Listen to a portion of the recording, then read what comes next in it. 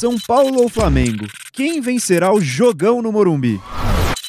Não, São Paulo e Flamengo é um confronto que nos últimos anos, o Flamengo, claro, é muito mais vencedor que o São Paulo nos últimos anos, mas o São Paulo conseguiu, principalmente em 2020, vencer o Flamengo 4 vezes. Já em 2021 foi 5-1 para o Flamengo. Então, sem dúvida que o Flamengo é melhor que o São Paulo, individualmente, mas não vive o seu melhor momento. Eu coloco o Flamengo com um pequeno favoritismo, mas se fosse esse jogo há 1 mês, há 2 meses, seria um favoritismo maior. O São Paulo estava ali trocando de treinador, o Crespo pelo Rogério, ex-técnico do Flamengo, inclusive, e o Flamengo vivia um grande momento. Agora o Flamengo é muito contestado e o São Paulo é um time que está no início de trabalho com o Rogério, teve jogos bons, jogos ruins, é um time que ainda oscila bastante, mas o Flamengo, acho que pela qualidade dos seus jogadores, individualmente, é um time que tem mais possibilidades. O Flamengo não está jogando tão bem, já jogou muito melhor quando se definiu a grande final da Libertadores, que brinco, falando sério, que vai ser daqui a uns 2 anos, né, em Montevidéu.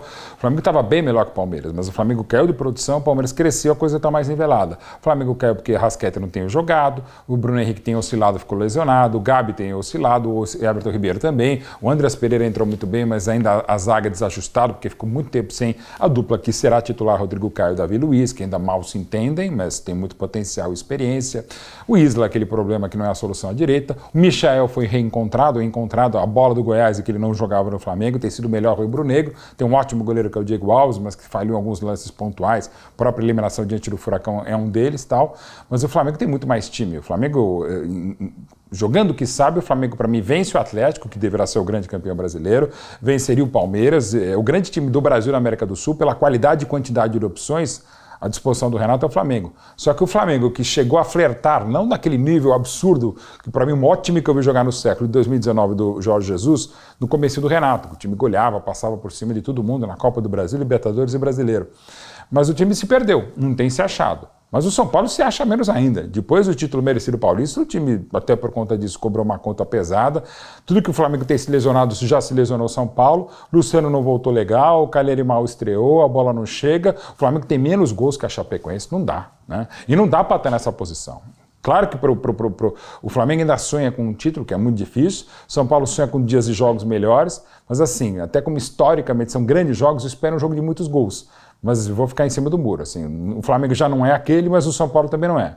Então, assim, até pelos erros defensivos de lado a lado, sei lá, de jogo para tipo 2-2. O Flamengo é um time que tem uma cobrança hoje muito grande, acho que muito pelo que ele fez, né? Às vezes você fica refém do que você fez de bom, e o Flamengo teve anos fantásticos, então a cobrança é sempre no máximo do máximo, principalmente 2019, né? Acho que é dali que é a referência para todo mundo e nem sempre é possível repetir isso. E do outro lado é um São Paulo, que é uma coisa muito doida, né? O São Paulo parece que há uns 10 anos ele roda e está no mesmo lugar, né?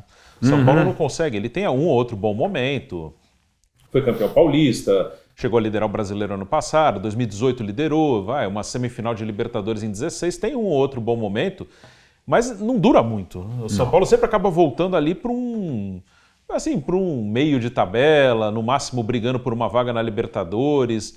E isso fica uma coisa que parece que não tem muita solução. Às vezes, é difícil afirmar isso, mas às vezes parece que a realidade agora é essa. A realidade já de alguns anos. Sim. É essa, se for bem, briga por uma Libertadores. Se for mal, tem que tomar cuidado para não cair. Mas é um time hoje que não é visto como um protagonista de grandes conquistas, de grandes disputas. E não é só para disputar, não é só pela história e glória de São Paulo, pelo nível de investimento que não foi barato, é um clube com dificuldades financeiras, como muitas instituições, era para estar jogando mais. Não é time para fazer as contas que fez, ter menos gol que a Chapecoense, estar falhando atrás, e não é só pelo Volpi, é uma série de estruturas que estão sendo repensadas com o próprio Rogério, que acaba sendo um dos tantos personagens do clássico, né? O atual campeão brasileiro pelo próprio Flamengo, né? O jogo final com o São Paulo, inclusive. Daquele lá, o famoso gol do impedimento do Edenilson lá no Beira-Rio, o time do Flamengo no gramado do Morumbi, como se fosse o Maracanã para comemorar o bicampeonato. Mas enfim, o Rogério acaba sendo um nome que não foi tão feliz assim no Flamengo, ainda que campeão, e que ainda é muito cedo para analisar o trabalho do Rogério no São Paulo, né, Bruno? Sim, são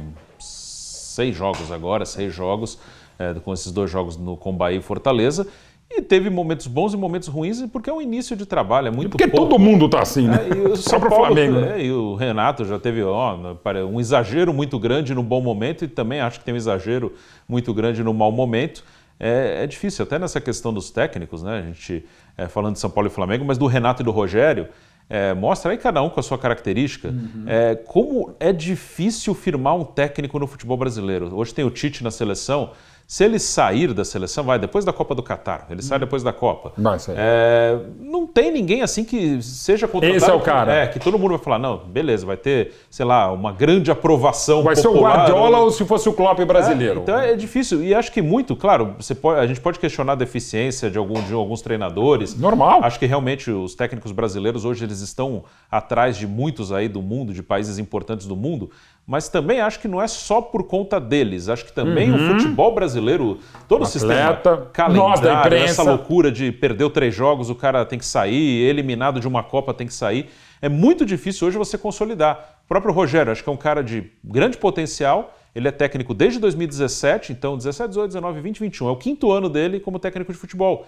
E pelo tanto que ele já passou, e ele ficou bastante tempo no Fortaleza, parece que é um cara que já está aí há 15 anos dirigindo. Então, e já envelheceu 400 também. E já teve gente que cravou. Não, o Rogério não serve para time grande. Sendo que ele foi campeão brasileiro num grande clube e está começando a carreira dele. O Abel não era pé frio, até ganhar tudo. O Cuca mesmo. Cuca, principalmente o Cuca, pé frio, que é o maior treinador, podia ser treinador da seleção. Sim, então é muito difícil mesmo. Eu acho que hoje é um desafio você firmar como um técnico, pelo menos importante, respeitado no futebol brasileiro.